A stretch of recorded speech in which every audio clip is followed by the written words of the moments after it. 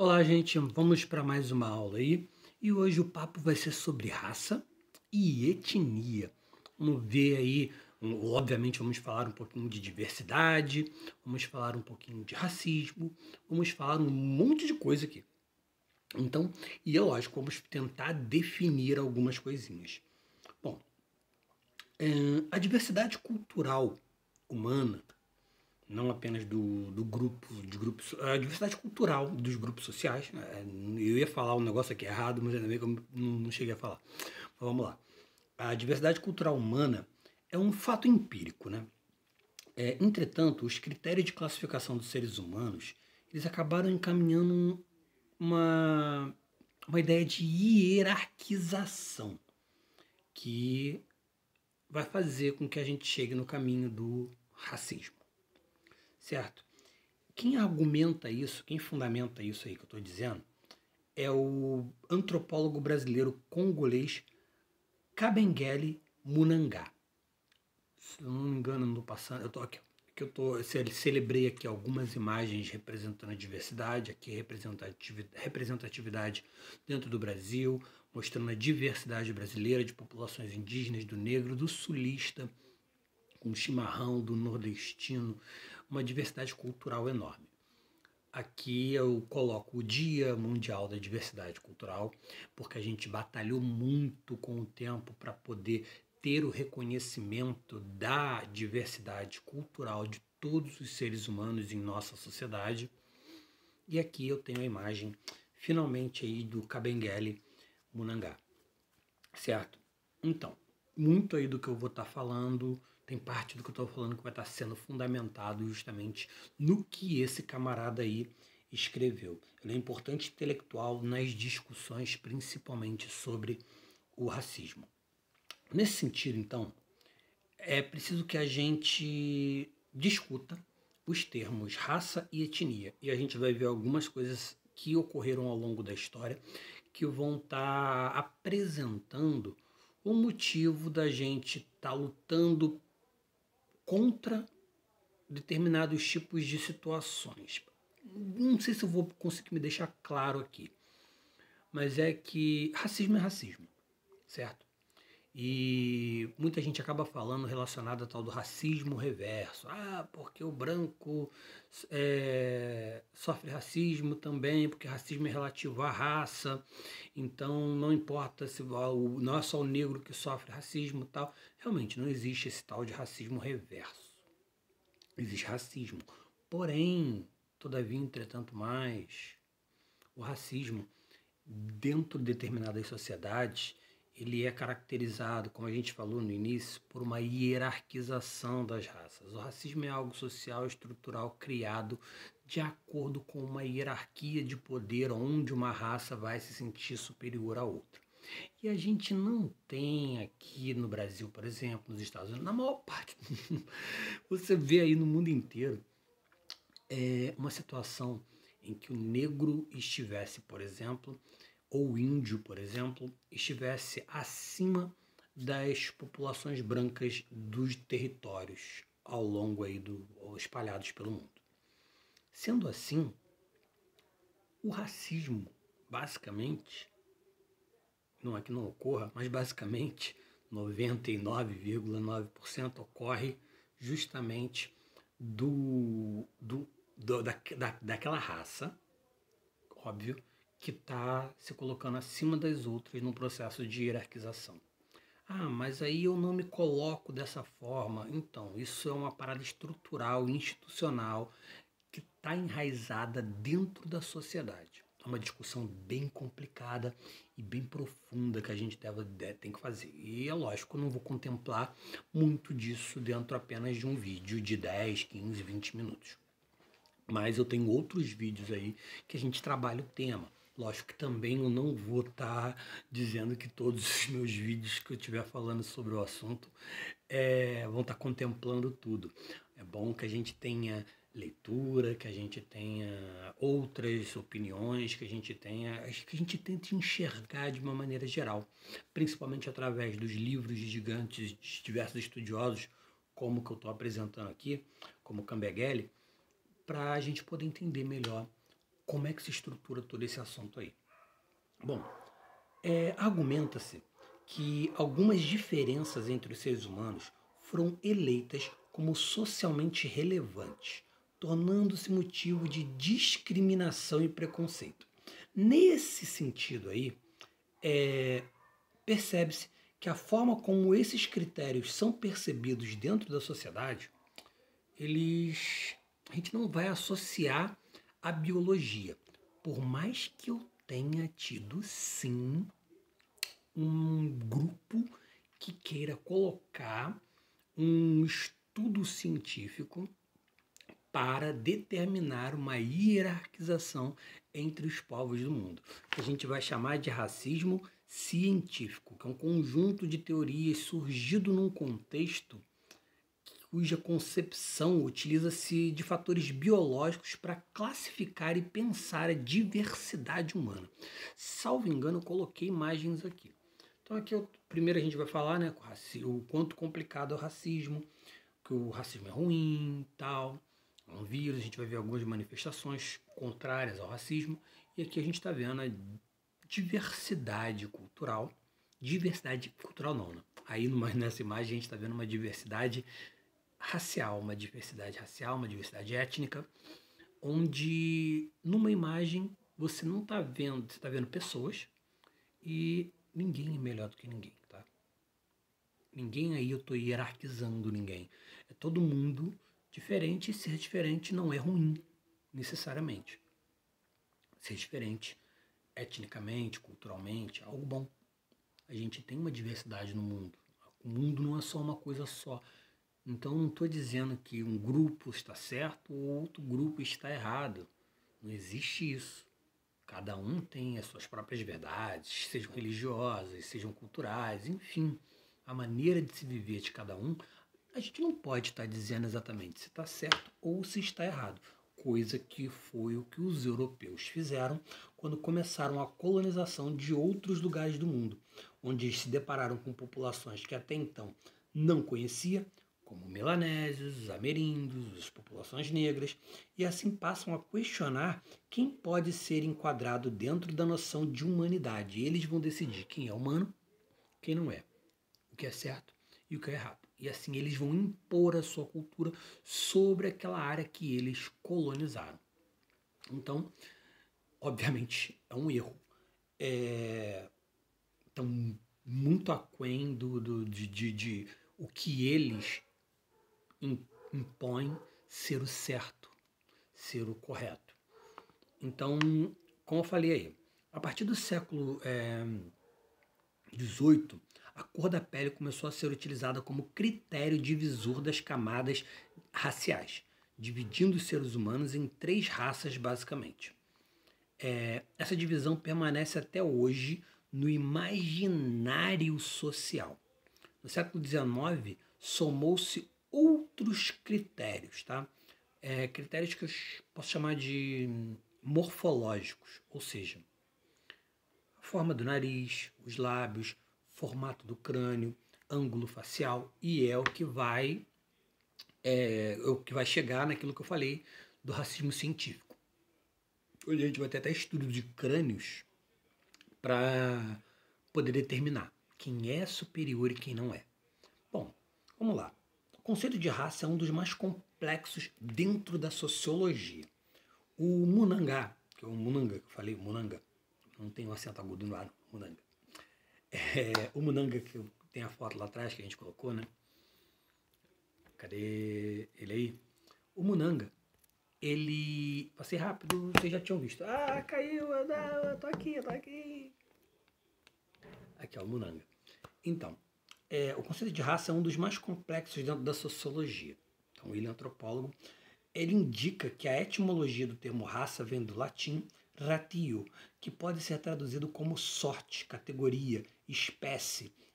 Esse conceito ele vai surgir dentro das ciências naturais para classificar as espécies tanto de animais quanto de vegetais, tá? E aí, para o ser humano, a gente tem aí, categorização que pretende classificar os seres humanos pautando-se em caracteres físicos e hereditários. Conforme a gente falou, dentro dos critérios morfológicos para divisão de raça que não sejam apenas a cor da pele, como o nariz, como os lábios, o formato do crânio. Então, grupos de indivíduos cujos caracteres biológicos são constantes e passam de uma geração para outra. Então, a gente vai ter raça branca, raça negra, e é lógico, essas raças vão se miscigenar, vão se misturar. Então, eu vou ter os mestiços dentro dessa racialidade, que a gente vai ter até grupos contrários a essa mestiçagem, né? Porque vão falar que eles estão inferiorizando a raça pura que eles são, como é o caso, por exemplo, do grupo o segregacionista e racista Ku Klux Klan, que surgiu lá nos Estados Unidos, cujo a raça ariana, a raça branca, era superior e tal, assim como a gente também tem os nazistas dentro da Alemanha, que também pregavam isso de raça superior e tal. É o caminho, justamente, do racismo, onde eu vou hierarquizar essas raças dependendo de como elas são.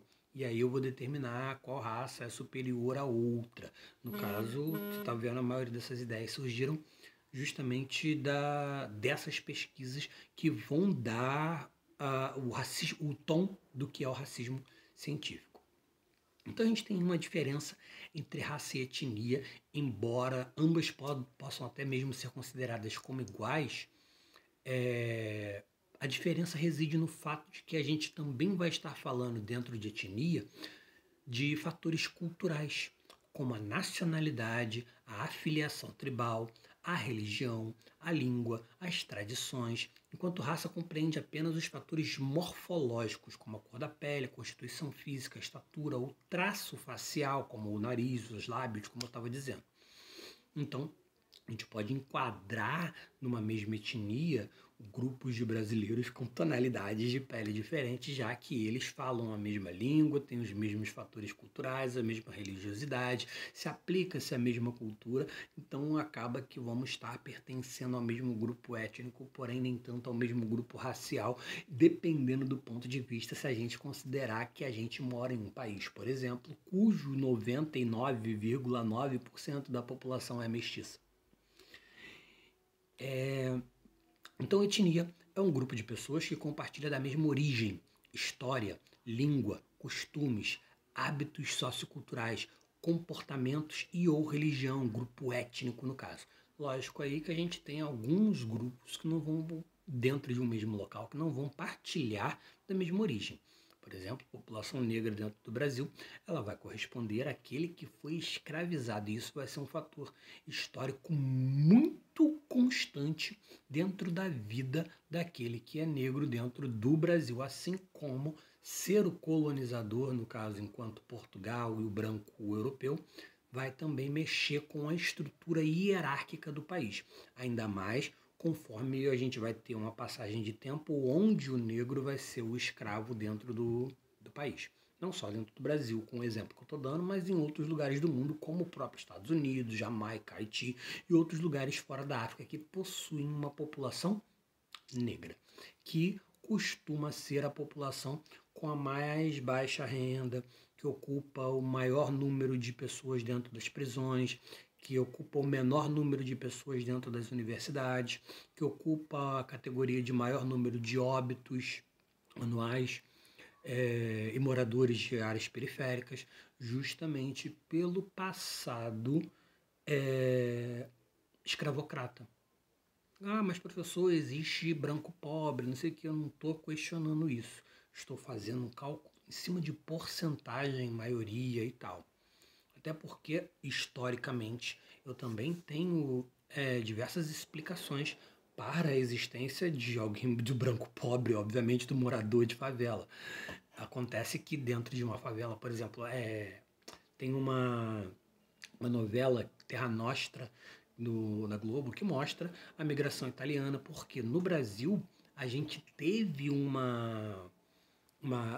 vários grupos sociais, vários cientistas sociais dizendo que a população brasileira não iria para frente, não iria se desenvolver caso ela fosse mestiça e negra.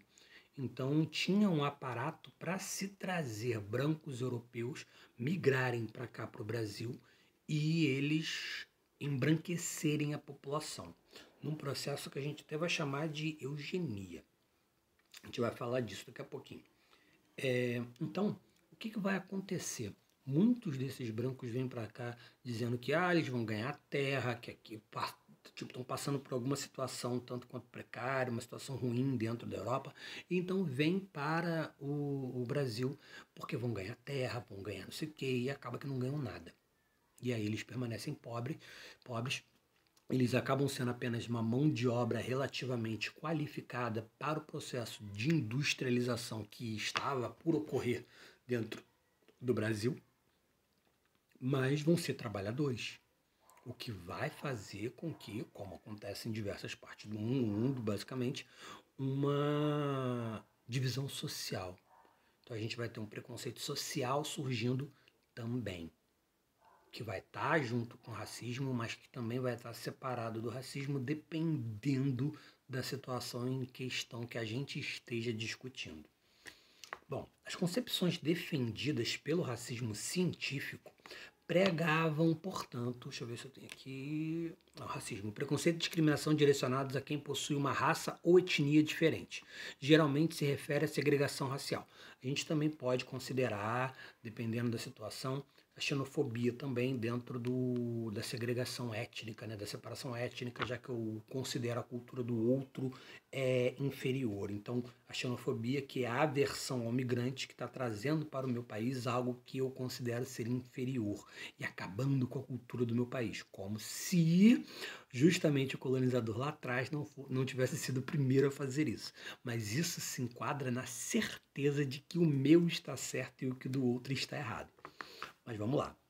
As concepções defendidas pelo racismo científico pregavam, portanto, uma superioridade racial, onde os brancos seriam biologicamente superiores em função de suas características físicas. Os brancos eram vistos, então, como mais qualificados para dirigir e dominar as outras raças. Apesar da aparência científica, essa teoria é uma pseudociência, tá? Isso não é ciência, mas nem... Bom, pois não se baseia num recurso doutrinário. Ou seja, como eu falei, não é ciência de fato. Então, o que mais, de qualquer forma, isso vai contribuir para essas coisas. Vamos tentar, então, entender as diferenciações aí do que é preconceito, discriminação e racismo. O racismo ele vai ter preconceito e vai ter discriminação. Porém, olha só, preconceito é uma opinião pré-estabelecida, isso é, uma ideia antecipada sobre algo ou alguém. Então, eu vou ter preconceito sobre alguém pela cor daquela pele. Então, aquela pessoa é negra, então provavelmente ela deve roubar. Aquela pessoa é gay, então provavelmente ela tem DST. Então, eu estou aí estabelecendo um preconceito que vai gerar justamente o racismo e a homofobia com os exemplos que eu dei. Discriminação é a ação ou efeito de separar negando os direitos de outras pessoas, como por exemplo o apartheid que aconteceu na África do Sul, onde os negros não podiam votar, os negros não podiam entrar em determinados locais, como as leis Jim Crow que aconteceram nos Estados Unidos, que mostram justamente leis onde haviam lugares determinados para negros e lugares determinados para brancos. Onde não era crime eu colocar na porta do meu estabelecimento, aqui não aceitamos negros. Bom, o histórico dessas leis e de tudo que aconteceu gera o que gera hoje ainda nos Estados Unidos, por mais que essas leis ainda não existam.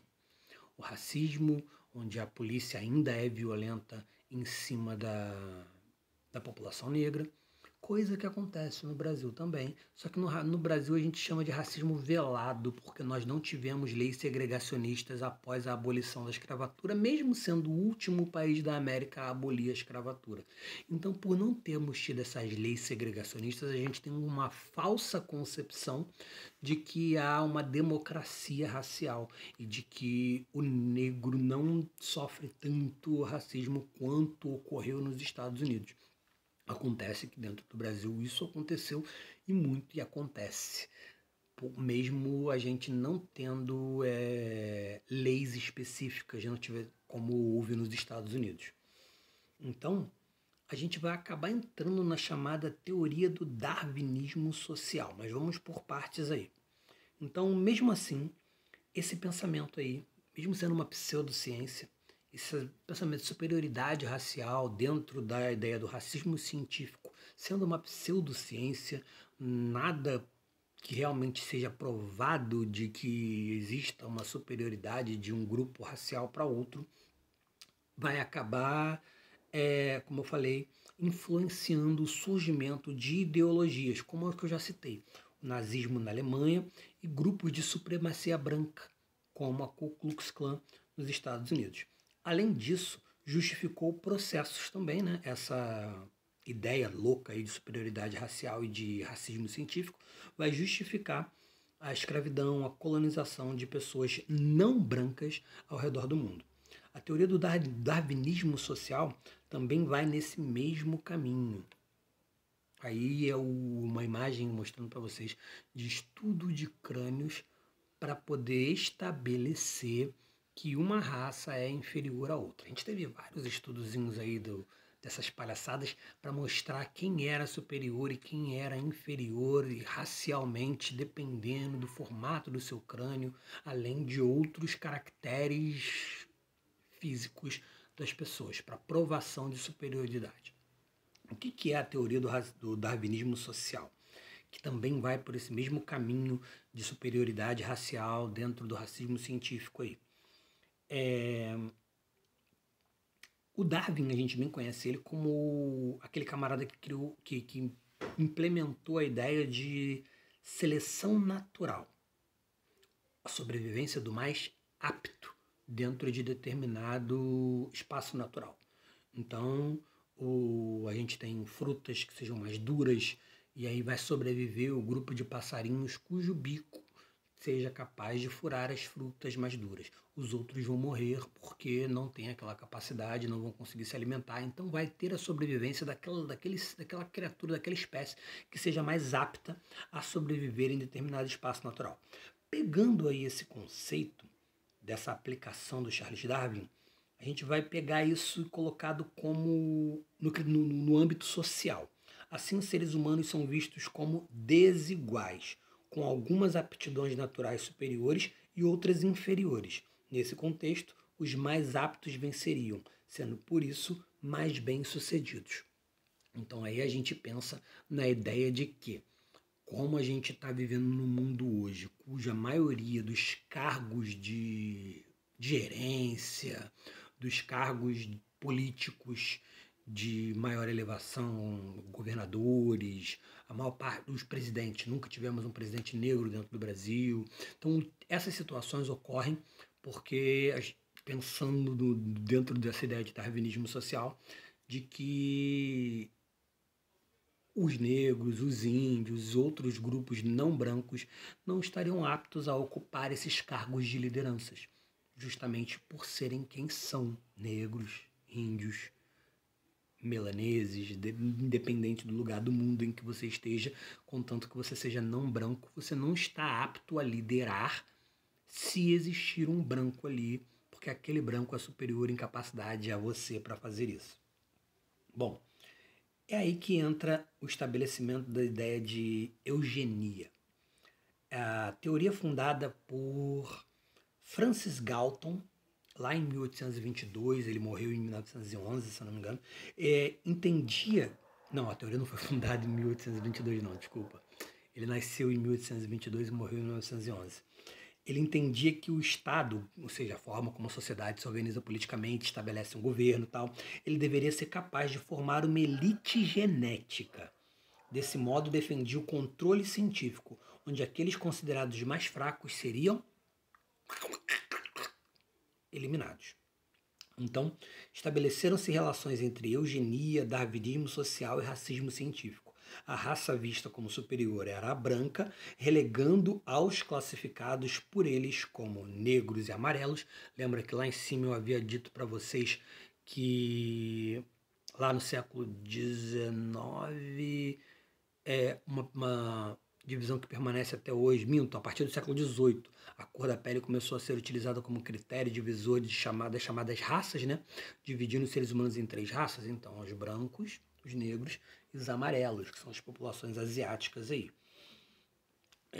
E também os ameríndios às vezes são chamados de vermelhos. Então, os negros e os amarelos teriam uma perseguição, eugenia, para sumirem do mapa, serem eliminados e assim eu ter uma população majoritariamente branca, que é justamente a raça superior. Então, para a gente ter um mundo que vai realmente andar para frente, um país que vai realmente andar para frente, a gente vai ter que ter o processo de eugenia. Graças ao desenvolvimento da genética humana no século XX, chegou-se à conclusão que a divisão de seres humanos não é uma realidade biológica. Isso significa que houve uma invalidação científica do racismo científico, que era uma coisa idiota. Então, desse modo, do ponto de vista biológico e científico, ficou-se provado que raça não existe. A ciência concluiu que apenas 1% dos genes de um indivíduo determina a cor da pele, dos olhos e do cabelo. Desse modo, mesmo que as diferenças existam, elas não são bases para que o conceito de raça biológica se sustente. Assim sendo, a relação estabelecida entre a biologia e as qualidades psicológicas ou morais dos seres humanos, provocando uma hierarquia na forma como os indivíduos são posicionados dentro de uma sociedade, ela é inválida. Branco não é superior. Aí a gente tem aí alguns dos trabalhos que eram realizados entre as pessoas em relação à eugenia. Terminou meus slides? Acho que sim. Então a gente vai terminar aqui a aula, tá? Então eu espero que vocês tenham identificado aí um pouco do histórico de ideias que diversas pessoas tiveram para poder pensar e validar o racismo, e que isso acabou sendo incorporado muito pela sociedade e permanece ainda até hoje na forma do racismo estrutural, institucional, que ainda vivemos, né? Mas quanto mais o tempo passa, mais a gente... não acabou os slides, sabia. Não sei por que tem um negócio preto aqui. Aqui eu tenho a imagem do Sam Wilson, que é o que foi nos quadrinhos e termina, né, o filme dos Vingadores com o Capitão América passando o escudo para ele. Um homem negro, que é o Falcão, né, que acaba assumindo o manto de Capitão América. Isso acaba mostrando que existe uma diversidade. Não é que existe uma diversidade no mundo, certo? Mas que os diversos defensores da ideia de diversidade, as pessoas que sempre estão lá falando contrário ao racismo e que querem mostrar que o mundo é diverso, elas ficaram muito felizes sempre que aparece as mídias colocando a diversidade dentro delas. Como, por exemplo, quando a gente teve o filme do Pantera Negra. Pantera Negra foi o primeiro super-herói negro dentro dos quadrinhos, o primeiro super-herói a surgir, lá nos anos 60. E ganhou aquele filme maravilhoso, tal, que era altamente representativo para a população negra, que carecia de representatividade. Então hoje a gente tem tido cada vez mais representatividade em diversas mídias, e aí outros espaços vão sendo conquistados também para representar a diversidade que a população possui. Então a gente acaba tendo cargos de liderança ocupados agora por pessoas negras, descendentes de índios, homossexuais, transexuais. A gente vai ter uma gama de variedade de pessoas diferentes sendo apresentadas, porque a nossa sociedade ela é assim, ela é diversa. Então, o reconhecimento da diversidade humana é uma perspectiva que busca que as diferenças não sejam hierarquizadas e transformadas em desigualdade. Nesse sentido, admite-se que o contrário, a igualdade, o elemento buscado na mediação das relações sociais, não é a diferença em si, mas sim as desigualdades que se constroem socialmente sobre esses elementos.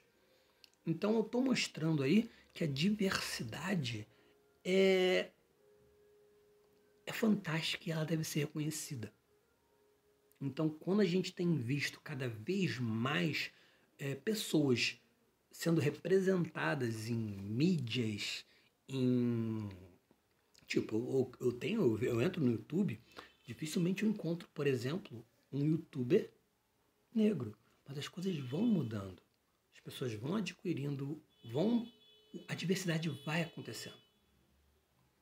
Então, gente, acredito que deu para entender mais ou menos o que eu quis passar para vocês nessa aula sobre raça e etnia. Então, a gente fica por aqui. Até o próximo vídeo. Eu acho que esse vídeo até ficou longo aí, ó. Eita, meia hora! Quando eu esse assunto, eu acabo falando demais. Então, vamos parar por aqui. E aí a gente tem outros vídeos complementares e provavelmente a gente vai continuar esse assunto mais tarde. Valeu? Fui! Coloca aí nos comentários se você assistiu esse vídeo até aqui. Pantera Negra.